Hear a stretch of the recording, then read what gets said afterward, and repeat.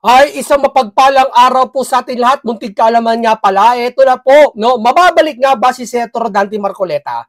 Marami po mga umuugong-ugong na balita at mga sa social media na talaga nagpapasurvey pa sila na kung ito ba talaga ay babalik sa bilang Blue Ribbon o kaya sabi ko nga baka o pagtulungan ng mga senador na maibalik ito dahil niya sa nangyayari ngayong anomalya na talagang kahit si Toby Chanco, nakita naman natin na interview siya na talagang tila yata pinoprotektahan itong si Saldi ng gobyerno na para hindi makauwi o hindi makansila ang passport. Ngayon naman ito si Rodante Marcoleta, ang pinaka-highlights dito, may babalik pa ba si Senator Rodante Marcoleta bilang Blue Ribbon Committee? Ha? Ako para sa aking opinion na, depende kay Senator Marcoleta kung gusto niya bumalik. Pero para sa akin na Senator Marcoleta, tingin ko parang wag na po tayong bumalik. Alam niyo bakit? Ako magaling si Senator Marcoleta. Talagang kung siya lang ang Blue Ribbon pa rin dito hanggang ngayon, solve na to lahat. Walang makakapigil. Kaso tinanggal niya siya, di ba? Isipin niyo na lang, kahit anong paglalaban natin, kahit si Senator Marcoleta na nga lang Blue Ribbon na yan, tinanggal pa rin. Tapos, nagsalita na yung mga Gutesa, nagsalita na iba't ibang resource person, sila Toby Chanco, ngayon lang. At ang iba, itinuturo talaga yung mastermind. Ha? Kaso nga, sa tuwing tinuturo ang mastermind, magtuturo din sila ng etc. Bongo, si Escudero, Jinggoy, di ba? Hindi sila tumatahimik. Kumaga, tumatabla sila. Gusto nila tumabla sila sa lahat ng nangyayari ngayon. So, sa madaling seta, ba't ayoko na muna bumalik si Senator Marcoleta? Alam nyo bakit? Magiging baliwala lang eh. Kahit sila nasa kapangyarihan eh. Di ba? Kahit anong laban natin kung talagang ayaw nila makulong. Yung batchoy na yun, na akala mo ang kapal ng mukha, akala mo kanya yung pera ng Pilipinas, di ba? Kung ayaw talaga makulong ng dalawa na yon, ayaw talaga hindi makulong, ipakulong. Okay lang hindi ka, siyempre, sino ba naman tao kahit may kasalanan gusto makulong? Ang masama nito, may ayaw silang may makulong. Ibig sabihin, mas mataas sa kanila. Di ba? Ibig sabihin, kahit anong pilit natin habang dyan sila, kahit anong gawin natin, nagrally tayo, nagkagulo sa Mindiola, na paulit-ulit na rally, sinisigaw ng taong bayan, iisa. Di ba? Tinatablan ba ang gobyerno? Hindi tinatablan. Ano pa sinabi itong palingkerang ito? Napakasama ng bibig ng palingkerang sa Malacanang, yung spokesperson na yan. Alam niyo bakit? Yung kay Saldi, yung laptop na binanggit ni Sara, nagpa-interview siya sa isang news. Nagpa-interview siya. Sabi niya, di ba? Kayo yung may laptop na yan. Di ba sa panahon ng tatay mo yan? Bugok! Sa panahon ng tatay niya yun, sa panahon ng tatay niya ni Sara yon, pero kay Saldi niya binabanggit. Ano naman kung sa panahon ng tatay niya? Ba't si Duterte ba may nangyayalam noon? Tapos binanggit niya pa sa ibang news, hindi daw nangyayalam ang isang presidente doon sa laptop. So, ibig sabihin, walang kinalaman si BBM doon. Yun naman pala eh. Hindi pa nangyayalam ang isang presidente sa laptop. Ba't mo pagbibintangan si Tatay Digong? Parang ginagawa ito ni Auntie Claire. Ang ginagawa niya nito, parang lumalabas, pinagtatanggol mo si Saldi. Diba? Parang ganun eh. Ibig sabihin, kahit ano pong gawin natin, overall, tignan niyo yung katwiran ng mga nila, malinaw, binabaluktot pa. Yung tuwid na bagay, binabaluktot pa. Kaya, yung tanong natin, si Senator Dante Marcoleta, makakabalik pa ba? Sa akin, depende sa kanya yon kung babalik siya. Kung may mag-recommend sa kanya o mapalitan ng SP. Pero kung ako tatanungin, siguro wag na muna Senator Dante Marcoleta. Bayaan mo sila. Hayaan nyo na ang taong bayan. Kasi ako para sa akin, hindi na may babalik ang pera. Kahit anong gawin eh. Wala nga amin. Tamo, mag-aapat na buwan na. Hindi ko na kung may recess ang Senate. O ano pa man. Magpapasko na ang tao malilibang. Kasi pag alam niya, pagpatakbo ng mga December 16, andyan na, o mga December pa lang, first week, busy na ang tao, ang gobyerno. Busy na po lahat yan. November, busy din kasi bakit? Andyan yung bagyo, pagpasok ng bagyo. Di ba? Wala na. Anong gagawin yan? Di ba? Wala ho. Di ba? Kaya ang laking pagsisisi nyo yung tinanggal nyo si Senator Rodante Marcoleta sa mga kalokohan nyo dyan. Huling-huli na kayo eh. Alam na namin, kahit hindi na namin kailangan pa kung sino hanapin. Itigil nyo na yan. Okay na, bahala kayo. I-private nyo na yung ICI na yan. Basta isa na lang alam namin. Hindi kayo papatalo kahit alam na namin ng taong bayan kung sino talaga ang salarin. Tandaan nyo yan. Diba? Hindi na. Wala na kami magagawa eh. Ano magagawa namin? Di ba? O ngayon dito tatalakayin natin sa bidyong ito talaga, alam mo, makikita mo rito talagang yung kaalaman ni Senator Marcoleta na yung tungkol sa budget, sa NEP, sa GAA, GAB, sa JAB ng mga budget mula sa DBM, sa pagpirma. Sabi ko nga, ako gumagawa dati ng budget. No? Kaya alam ko, related ako sa sinasabi ni Marcoleta na sana mga ganitong senador nakapagsasalita ng ganito, sana makapagpanukala siya o makapagpatupad ng batas, tanggalin na yung mga dapat tanggalin ng mga insertion na yan para hindi na makapagnakaw ang mga gobyerno. Di ba? Ito, painggan nyo ha. Painggan nyo po si Senator Rodante Marcoleta sa kanyang payag. Kaya ng budget, diyan nakasulat lahat ang bibilhin nating produkto at serbisyo na yan ang pagdadamutan ng bawat isang Pilipino sa susunod na taon. Yan, sa loob ng Isang cheque lang yan. Oh, Paano may blanco ngayon yan? Sino yung makapangyarihan na yun na nagsulat ng mga blanco na yun? Hindi naman natin na blanco yun eh. Oo nga po, no? Oo. Hanggang ngayon na walang maamin nun. Sino So hanggang ngayon, pinag-iisipan ng Korte Suprema, paano natin bibigyan ng kasagutan ito? Yeah. Sapagkat ang iniisip siya kasagutan, para ito'y wag nang maulit, paano ito susolusyonan. 300 mahigit na mababata sa Kamara, 24 na senador. Meron bang nakapag-isip sa inyo? Halimbawa, sa inyo pong mga mababatas, kung paano nga kaya mahihinto o masosolusyonan itong problema ho ng pambansang budget natin? Ito lang ha. Sa tagal nila nakaupo dyan, 2 gurang dyan na tumandalan dyan sa Senado, hindi lamang nakapag-isip ng tulad ng iniisip ni Senator Marcoleta. Di ba? Kaya ang tanong mo kung pinag-iisip dyan, ako pa sa akin wala eh. Ewan ko lang sa iba kung meron. Pero sa 2 bugok na yon na tumanda na dyan sa Senado, maraming tumanda sa Senado ngayon. Ngayon, retire na iba. Na? Anong ginawa nila? Nasolusyonan ba ang pinakakurakot? Hindi, nakapagpatupad sila ng batas, pero yung kurakot, nasolusyonan ba? Hindi. Kasi nagkaroon ako ng idea, kaya nga nagkakaroon ng ganong mga eskema eh. Kaya nagkakaroon ng ganong mga adventurism. O nakapag-iisip sila ng kung ano-anong kaparaanan.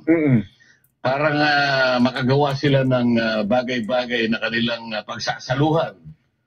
Pagkakakitaan. Yan, opo. Nakita ko na nung ako'y nung nandun ako sa Blue Ribbon Committee. Ano ba ako yung bakit meron na tayong NEP? Yung NEP, ito yung National Expenditure Program na ang nagpupundar nito sa umpisa, yung tinatawag na Development Budget Coordinating Council. Ito yung DBCC. Ito yung DBCC. Sila pala bumubuo ng NEP? Kasama sila doon. Okay. Pagkatapos, kasi pasisimulan nila, sila yung magsisimula ng mga general principles kasi. So, yan pinag-uusapan na andun yan sa executive branch, kung saan yan din, sa DBM muna mga galing ang budget. Di ba? Diyan muna yung doon muna yung magpo-propose sila doon sa sa executive branch. Doon muna ang proseso bago sa lower house saka sa upper house.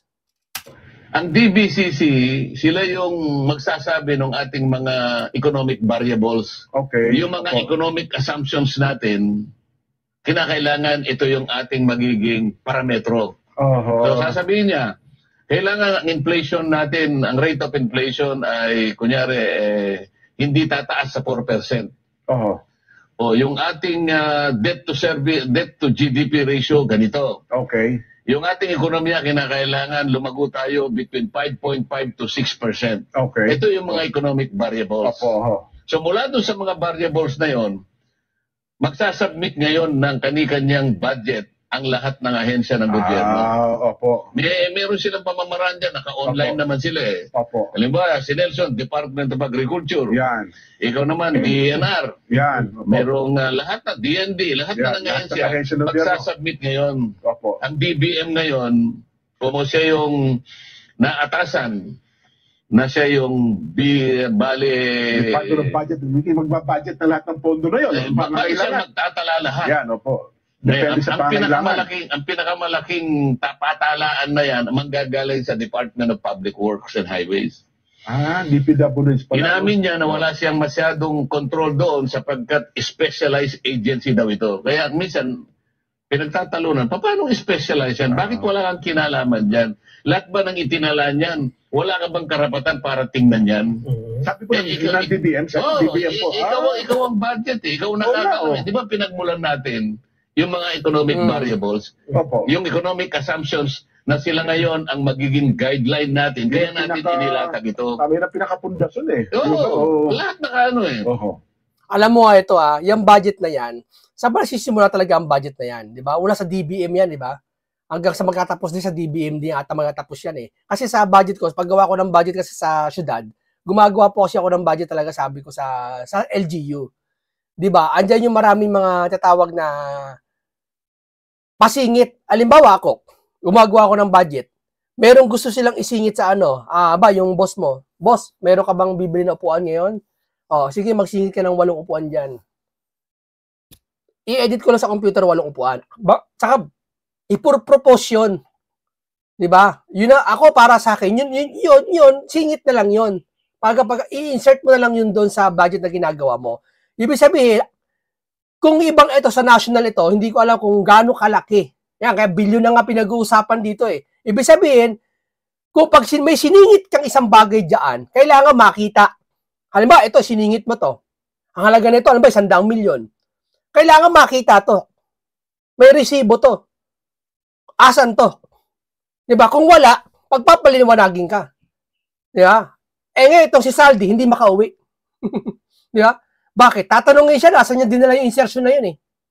Mula doon, inamin nila na, okay, meron na ngayong, hanggang sa, ito tinatawag yung stage na to, ito yung tinatawag na budget preparation. Okay. Okay, budget preparation. Ayan na yung preparation, tapos may budget deliberation na, may budget proposal, may budget na mag-hearing kayo, budget hearing, andyan na yun. Ang daming dadaanan yan. Ngayon, papaano lahat makakalusot yan kung walang magkakasabwat? Sige nga, bigyan ko kayo ng tip. Ang daming mga taong titingin dyan. Kung lahat yung kasabot, wala malulusot talaga. So, lahat ng nakatala doon, ang assumption natin, ito ang mga pangunahing pangangailangan ng ating bansa at ng kanyang mamamayan. Okay. So, nakatatag na yun, ano? Okay. Ibig sabihin, ang pinagmulan nun ay yung pangkalahatan at individual na tuntunin o na inisip ng bawat ahensya na binuo ng DBM, ito ngayon ang panggastos natin para sa ating mamamayan. Okay. At nakasalig na doon kung saan natin kukunin ang ikabubuhay natin. Yung gagastusan na yan. Kaya lang, nung tinanong ko, paano nangyari? Bakit nagkakaroon ng ganito, ganyan-ganyan? Inamin ngayon nila na mula doon sa naitatag na nila, nabuo na nila, yun yung pinaka-NEP. Nabuo na yung conservative estimate. Ito yung pangunahing pangangailangan natin. Yun po ba ipapasa sa Kongreso? Yun po ba yun? Yung kabuuan na yun? Ito nga yun eh. Okay, Ito nga yung National Expenditure Program. Kung tawagin nila NEP. Yan po yung ilang libro na sinasubmit sa Kongreso. Yun. Di ngayon, ito ngayon ang hihimayin. Okay. Ngayon, habang inihimay yan, meron silang tinatawag na ibinibigay. Inamin ngayon ng DPWH. Ano yun? May allocable. Yun. So, dadagdagan yung NEP, merong lalagyan ng allocable. Bakit ka ako nilalagyan ng allocable? Magtapat na kayo. May allotment pala, no? Kumbaga, ang allocable is an allowance given to the members of the House of Representatives. Teka lang muna. Alam mo dapat sa budget na to, panahon na. Matatanda na kayo dyan sa senador na yan. Maliban kay Senator Marcoleta kasi bago-bago to eh. Gumawa na kayo ng batas dyan na kung saan na parusahan ng mga mapapatunayan mga rakot. Kahit piso. Kahit piso. Alam mo, napakadali niyan eh. Ano ba paupuin mo dyan si Tambaloslos? Tanungin mo. Nasaan tong 20 pesos na to? 20 pesos ang tanong mo. Dapat ikulong eh. Kasi bakit? Yung nagnakaw nga ng mangga, sa vendor, nagnakaw ng patis o orang naman. Kinulong nila. Eto, bilyon na. Kahit ibig ko sabihin, kahit 2 piso, 3 piso, piso man yan, basta pag nanguha. Damputin ka agad ikulong. Diba? Tapos no bail. Hindi taasan yung no bail talaga. Tapos, kung ba, nakulong ka dahil sa kurakot, maagawa man ng, halimbawa, maagawa man ng paraan para isang politiko makalaya sa pamamagitan ng marami siyang pera kasi, okay, nagpalit ng administrasyon, lumakas siya dun sa, magpagawa ng isang batas na susundin. O, sa akin lang ha, okay, idagdag sa konstitusyon ba to? O idadagdag sa batas natin na ang sino mang tao, sa kurakot lang ha, iba yung mga batas ng na nakapatay ka, nakaano ka, iba yun. Sa kurakot na pag-uusapan natin ha, pag ikaw nangurakot, kahit sa ano mang ayon siya ng gobyerno, piso man yan, o 25, mapatunayan ka nangurakot ka, ha? Na talagang nakita ka sa camera, hindi testigo lang kasi baka imbentohan ka lang ng testigo. Yung nakita na ikaw gumawa ng ano, sangkot ka sa budget na gawa. Yung insertion, nasa mo nilagay, wala ka mapakita, ha? Dapat po parusahan ng batas habang buhay na pagkakakulong. Wag nang yung death penalty, wag na yon. Kasi hindi niya maramdaman yung sakit eh. Pahirapan na lang siya. Para ano niya, tapos ganito gawin. Pag napatunayan siya, halimbawa, malakas sa susunod na eleksyon. Na susunod na eleksyon, napakalakas niya, di ba? Gawin na lang itong batas na hindi na siya makaka-apply ng trabaho kailanman, hindi siya makakaalis ng bansa kailanman. Wala ka ma-apply ng trabaho, hindi ka pwede mag-business kailanman. Ganun ang batas maganda para sa akin. Bahala ka mabuhay kung ano gusto mo. Bakit? Apektado yung buhay na ginawa. Dami mong pinatay na apektado niyan eh. Kasi doon magsisimula eh. Nakita mo naman sa saligang batas natin.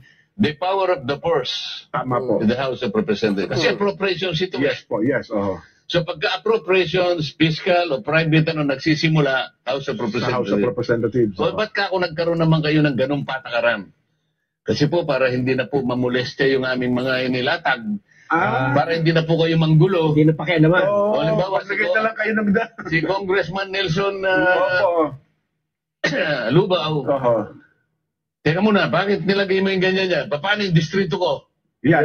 Ngayon, para hindi na po kayo manggulo, sir, huwag na po kayo manggulo. Total, meron naman po kayo. May alam. Ito yung allocable. Sa isa pala sa kasita, pang-reglo pala yun. Allocable. Pagkatapos ng allocable, 300 mahigit yun eh. Opo, sa lower house. Ang bawat isang, sabi ko nga sa inyo, pagka regular congressman ka, 1 billion ang 1 average. billion. Naku, laki. So may nakalaan sa yung 1 billion na maglilista ka ng project na gusto mo. Kakalat mo na. Kasi bawal na yung pork barrel. Kaya ngayon, yung ginawa nila, pwede ka ngayong maglista. Yes, nilista mo na. So, ang tawag nila, insertion, lista, amendment, blah, blah, blah, whatever. Yes. Maliban doon sa allocable, meron kang leadership, sabi niya. Ano ba naman yun? Ano yung leadership? House leadership. Yan po yung mga leader. Andyan po yung speaker. Andyan po yung deputy speaker. Andyan po yung majority leader. Andyan po yung deputy majority leader. Andyan po yung minority leader. Okay. Andyan po yung mga chairman at vice chairman ng appropriations committee. Yan. Magkano naman yan? Ito po. Bukod yan, ay maglalagay po ng unprogram. Bakit? Ay, ba, iba po yung program. Kanina naman yan. Ay, yan yung mga hindi pa nakikitang maaaring panggalingan ng ating mga pangangailangan. May kondisyon naman yan. Yan naman ay hindi magagasta yan habang wala tayong perang naiutang o kaya ise-certify ng treasury. So meron pong ano yan, meron pong ano yan, may limitasyon po yan. Pagkatapos yan, pagkatapos po niyan, dinagkaroon na po ng pagsusulit po dito sa House. Nabasa na po ng pangatlo. Ibig sabihin, third reading, tapos na po kayo. Final reading. Ang tawag niyan, it's GAB. So House of Representatives, General Appropriations Bill. Tama. House na siya. Hindi itataas ngayon sa Senado. Tama. Nung isang araw pala siya, napasa na. Mukhang napasa na. Nandun na sa namin ngayon. Binigyan na kami, nasa online. Nakikita na namin na yun. Ito pala yung ginawa ninyo. Magkakaroon ngayon na tinatawag na bicameral. Pagdating sa bicameral po, andyan na yung debate, pagdidebatihan nila, pagtatalunan nila. Alam mo, dapat tanggalin na itong mga insertion na ito eh. Opo, gumawa na tayo ng pangil na batas po, Senator Dante Marcoleta, na maparusahan po yung, kahit di man yung sa sinabi ko kayo ng batas, maparusahan naman yung mga, itigil na insertion na yan. Itigil na amendments na yan. Wala, hindi umaamin eh. Yung isang senador dyan eh. Di ba? Amendments, di ko alam kung totoo ba yun. Hindi mo na malaman eh. Di ba? Kaya tanggalin na lang. Tama yung sinabi. Imbis sa pag-awayan yan, tanggalin na lang yan. Di ba? Muna sen, wala pang bycam. So, hindi, ang sinasabi ko sa'yo, kung natapos na yun. Sapul ka rito, Risa. Kung pagre-revisa. Hindi nagre-revisa ngayon. Teka muna, hindi tayo magkaintindihan eh. Ba't mo inalis dito? Ba't nyo nilagay dito? Sa amin ganito, gusto namin ganito, ganyan. So hindi naman nawawala yung total eh. Ang pinag-uusapan lang, ginajagel-gagel lang. Nasa hindi kami dito, hindi, ang tingin namin dito. So, hindi ngayon nagkakaintindihan. Ang sinabi ba may allocable din? Ano ba? Kasi, Yun, mamaya na natin na yan. Sige. Ikaw naman masyado ka naman dalintado. Sige. Dito. Sa house. Magkakaroon ngayon, hindi nagkakaroon ng, hindi sila nag-agree. So, merong conflicting version. Tama. Kami ganito eh. Ay, hindi ka niya po pwede yan. 24 lang kayo 300 kami. Sa isang halimbawa, At saka kayo wala naman kayo distrito. Ba't ba nakikialam kayo ito'y distrito kami? Ito ang distrito mo. national lang niya kami. Bakit? Magkano ilang bang boto mo? Ha? Yun lang. Ano distrito ka ba? Batanes? 8,000 lang ang botante mo. Malaki mo nagbinuto ka lang. Ako, milyon-milyon eh. Ako, ilan bang boto mo? 15,845,000. Teka, hindi tayo nagkakaintindihan. Baikam. Alam mo, kawawa mga Pilipino, no? Kung paano nila laruin yung budget ng Pilipinas, no? Kung paano nila lokohin yung taong bayan. Pinaglalaroan, pinagpaguran ng tao yan. Lahat yan nagtutulong-tulong para mapaganda ang Pilipinas, magpapagawa ng mga tulay, mga kalsada. Tingnan mo yung Japan, ang ganda ng kalsada, ang linis, yung burnal nila ang linis. Totoo, kahit pupunta kang Japan, napaka-disiplina ng tao doon. Di ba? Lahat ng tao, priority nila yung tao. Sa pagtawid pala, makikita mo disiplinado May pedestrian silang maayos, walang basura. Bakit?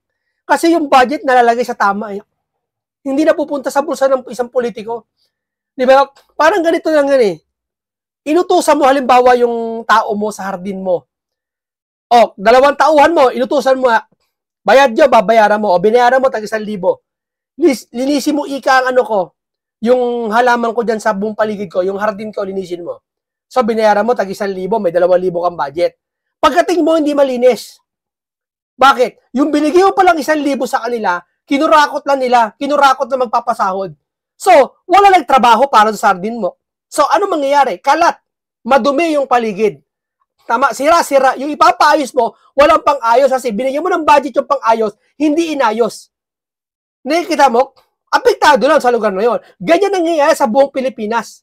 Imbis na yung pera ng taong bayan, mapunta dun sa kinauukulan ng bagay, building man yan, o river, o tubig man yan, halaman man yan, mga puno, agriculture man yan, wala nangyayari. Sa health man yan, lalo sa health. Di ba? Kaya dapat tama si Senator Marcoleta Dapat to mapasa batas to, tatanggalin na yung mga insertion na yan.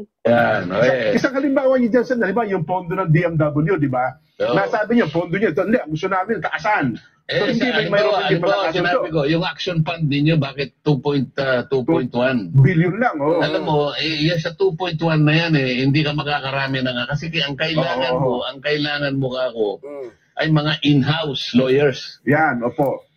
Lawyer sila na mauutusan mo. Hindi ka ako, ayoko yung parang, anong tawag doon? Kukuha ka lang ng retainer lang. Pag retainer yun, meron kang quota lang dyan Karaniwan, 100 clients lang yan. Pag sumobra dyan, another service fee yan. Diyan nakasalalay ka ako ang buhay ng mga OFW natin. Nandyan ang 90% na problema. Sa'yo mo sa gusto magkakaroon ng problema yan. Napakaraming factors ang aalalahanin mo dyan. Pagkaraniwan na, pag nagkaroon ng problema, inuuwi natin. Wala namang kasalanan pero tayo uwi. Kaya tayo pinagtatawanan ng mga employers. May uwi na lang. Kailangan ilaban natin. Paano natin magagawang ilaban? Wala naman tayong lawyer. Kailangan makakuha ka man lang ako ng ganito karaming lawyers. Kailangan mo doblehin yan. Kung na-approve na ng Kamara, kaya gusto nyo, dagdagan. Wala pa pwede namin dagdagan yun Ayun. So, meron hindi pagkakasundo nga ang Kamara. Magkakaroon ng BICAM ngayon. Kaya nga nag-uusap ngayon yung appropriations at saka yung finance namin. Hindi ko alam kung gaano ka-transparent ngayon, dahil ngayon lang ako naging senador, hindi ko naman alam kung kasama ako sa BICAM o hindi. Pero nasama na ako ng BICAM nung ako'y nandun sa baba. Nung nasa Kamara kayo. Ginawa lang kami props.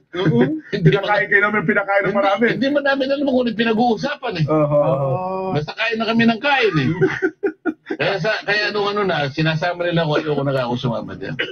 Kayo na lang. Kasi hindi na nag-usap-usap sila. Okay, ang pinakahuli, ito yung BICAM. Yan. Resulta ng BICAM, ay yung resulta ngayon, nung diferensya ng NAP, ng NEP at saka nung GAA, at isama mo na yung sinabi ko. At kapag ka binawas mo yung nangyari rito, malalaman mo kung ilan yung nandito sa BICAM. Nung kunin ko yung figura na nanggagaling kay dating secretary. Ito lamang na lamang si Senator Marcoleta nakapagsasalita ng malaya sa programa na lang. Yung mga bugok na ibang senador doon, hindi makasayta sa Twitter, nagpapasaring pa kung kanino, di ba? Hindi katulad nito, napakaswerte ni senador, kaya nga dapat talaga, blue ribbon talaga to eh. Kaso nga lang, sabi niya natin, pabayaan na lang muna natin sa kanila, kahit anong gawin naman talaga, para sa akin, nakihinayang talaga ako na natanggal sa blue ribbon to. Dahil ayos na ang Pilipinas, mahuhuli na eh. Kumbaga sa isang anay, pag hindi mo pinatay yung queen, patuloy na dami yung anay mo. Kailangan yung mga langga, mapatay mo yung queen. Para hindi na talaga wala eh. Parehas lang to, wala mangyayari, paulit-ulit na mangyayari. Kita mo, abang nga dyan yung mga si school bukol na yan, yung mga tota ni Romualdez na yan, hindi kahit anong pilit natin sabihin natin may kasalanan tong taong ito, si Tambaloslos, hindi po aamin yan, di ba? Bakit di aamin? Sino ba si Tambaloslos? Wala na sa posisyon. Bakit napakalakas na yata? Bakit? Isipin nyo kung bakit siya malakas. Meron ba nasa likod niya mas malakas? Kayo na mag-isip niyan. Ayoko manggaling sa akin, pero kayo na mag-isip niyan. Kung si Romualdez pala wala na sa posisyon, bakit ang lakas naman nito? Ordinaryong tao na lang siya, di ba? Congressman siya. Pati yung Saldi, ordinaryong tao si Saldi kasi hindi na siya congressman, tama? Pero ba't napakalakas pa rin ng tao na yun? Ano meron? Dalawa na sa isip namin, sorry ako. Isang pag hinuli mo yung baka kumanta, maikanta yung pinakapuno, hindi si Romualdez baka yung pinakapuno. Ayoko magbanggit pero gusto ko pala isipan sa inyo yan. Ibig sabihin, natural na tao si Saldi, bakit di na mahuli-huli? Bakit di pa i-deport dito? Itanungin man lang, hindi ka naman pagbibintangan eh. Bakit parang tila yata, ilag na ilag lahat ng tao? Bakit? Dalawa lang yan. Maaaring may tinatago siya, maituga kung sino-sino magkakasabwat. Or talagang ayaw makulong nung puno, pinaka-head nila, mastermind nila kung sakali, allegedly kung meron. Manuel Bonoan, sabi niya, yung allocable 450B. Isipin mo malaki yun, Yung leadership 100 B. Ang program 150. Pagkatapos yung diferensya 400B. So maihinuha mo na doon kung ano yung nanggaling sa BICAM. Ngayon, pag tinotal mo yun, 1 trillion ang sobra.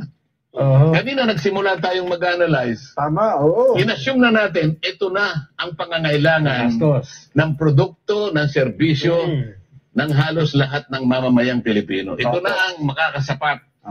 Maaring magtis tayo ng konti, higpitan ng sinturon, o maluktot dahil yung kumot ay hindi masyadong mahaba. Pero ito na yung kakayanin ng ating ekonomiya. Yan po yung NEP. Ito yung NEP. Gaya ngayon, 6.7 trillion. Di ba? 6.7. 6.7 trillion ang hinihinging budget. Nag-BICAM na, nag-usap-usap na, ano nangyari? 6.7 din eh.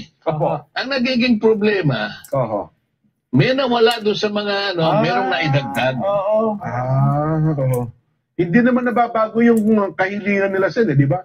Nandun nga, merong magsasakripisyo doon dahil nga yung allocable, kailangan palitawin yung alin niya, 400 pesos. Tanggalin natin, ganito yun. Kasi ito yung gusto ng mga ganito. Kaya nga nag-jagel-jagel eh.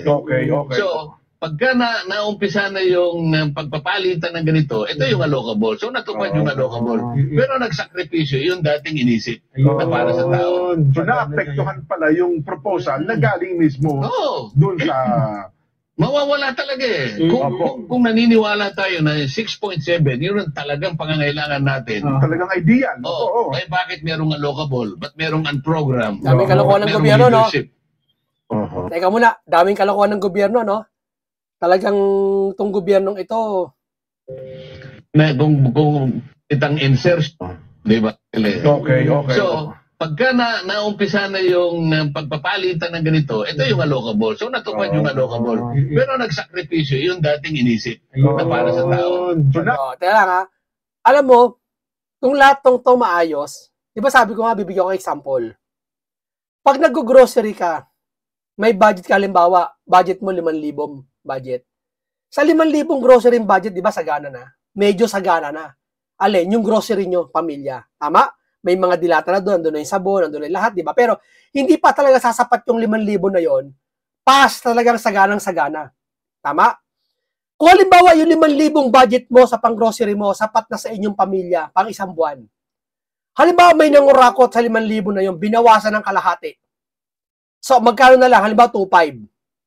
2,500. Sa tingin mo, yung 2,500 na pinang-grocery mo, 5,000 dati, nasagana ka na sa isang sapat na pamilya, sa tingin mo, itong 2,500 na binawasan, may nangurakot kasi, sasagana ka pa, tingin mo, pwede na, di ba? 2,500.